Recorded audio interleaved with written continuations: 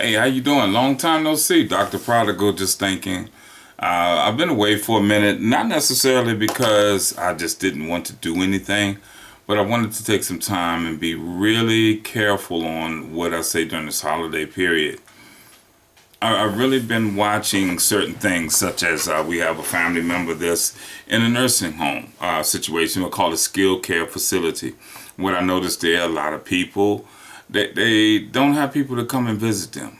So the times that I'm there, I'm ready to touch people, just quietly pray over them, without some of them even knowing. Some of them may ask for prayer, and then we can pray openly. And these are the things that go on with this, but the holidays themselves put undue stress on people, and we as Christians should understand that we're not to be living under such a burden, because that's, you might as well say, it's such of a burden as almost like the law. You can't keep up with it. So what do? We have Thanksgiving. We don't know really all that is entailed in Thanksgiving, because all has not been taught. But the more that you find out about it, you find out that these things are twisted in a sense. The same as the Christmas holidays, how things got twisted and how they began and how it's supposed to be and such things as that. So now we really have to redeem our time. Am I telling you not to celebrate, to not celebrate holidays? No, I'm not. But what I am saying is, remember what is supposed to be the purpose of that holiday. If it's Thanksgiving, then let's give thanks. And what do we have thanks for? Well, we can start with the breath in our lungs. When we wake up and God allows us to breathe His air and get up and stand on His earth and walk through His land and be guided by His Spirit, that's enough right there to give me just all kinds of things. And then I see that to be thankful that I can forgive. There's something very, very, very, very, very important. And why do I say this? I've watched many people in the last 10, 15 years, the people that just didn't want to forgive, or they had a lot of stuff with them. I just saw so much. And when you're so full of unforgiveness and you want to blame somebody for something, and somebody has to be the one to take the blame and all this, now you begin accusing people, or you may have looked at something through some glasses that wasn't rosy. Maybe you had a nickel and a dime or something, and you don't see your part. Well, you're the victim. Sometimes the victim is really the aggressor, as far as that's seen. So we have to understand that, and and then that's all there is to it. So when we do that, we need to forgive. It's as simple as that. We just need to forgive. My heart is heavy because I've seen someone at one time, we were good, we were close. But through such anger and refusing to deal with things from childhood and all the way up, and here we go, and unforgiveness will wreck your life. Unforgiveness will wreck your body. The moment I started forgiving people, I began to thrive, to live. Not just be alive, but to live. But yet people didn't want to hear that. They didn't want to forgive anybody.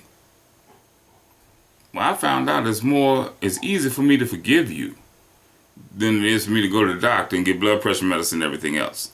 So what do I do with this? How do I say this? In this holiday time, look at Thanksgiving as God gives you an opportunity to show thanks to Him by forgiving other people. Otherwise, if you don't forgive, I do guarantee you, your body will suffer. Your spirit is definitely already suffering. And your soul is going to be scrambled like eggs. You're not going to have anything together. So in this season of Thanksgiving, please show the thanks that you have to God, because He is God to you, by being a forgiving person to others. Am I saying it's going to make you feel better? No. Are you still going to have to remind yourself, I did forgive that person? Yes, you are. Until finally. So you asked me and said, Dr. Prodigal, how long before I know that that person is really forgiven in my heart? When you can look at them and stop tripping. If you look at them and you still trip, or somebody says Mookie's name, and you get to your weave start getting unwoven, and you know your neck starts moving, and now you about ready to start, you know, flapping gum. You ain't forgave Mookie. And then at the same time, when you look at it, be honest in your forgiveness. Look at yourself in the mirror and say, well, wait, what nickel did I have in that dime? Even if I just allowed it, I still had a nickel in the dime. And then come to the point that you tell Mookie, forgive me. Forgive me for having those feelings towards you. When something happened, forgive. The best thing you can do is forgive off the bat and keep reminding yourself through the declaration that I have forgiven that person. That does not mean that you allow them access. It just means that you remove the transgression. It does not mean that you allow them to keep coming back and doing the same thing. No, it doesn't mean that. But it does mean that you have released them from your condemnation, your punishment, because God said something that's just straightforward up. You can't get past it. As one old first sergeant used to say, that's the bottom line up front. If you don't forgive, neither can or will he forgive you. That's pretty hard. So for the people that have gone through things, I once had a family member say, I'll forgive them when I'm ready. Well, you better be ready, because all it takes is, you know, a quick explosion and you're gone.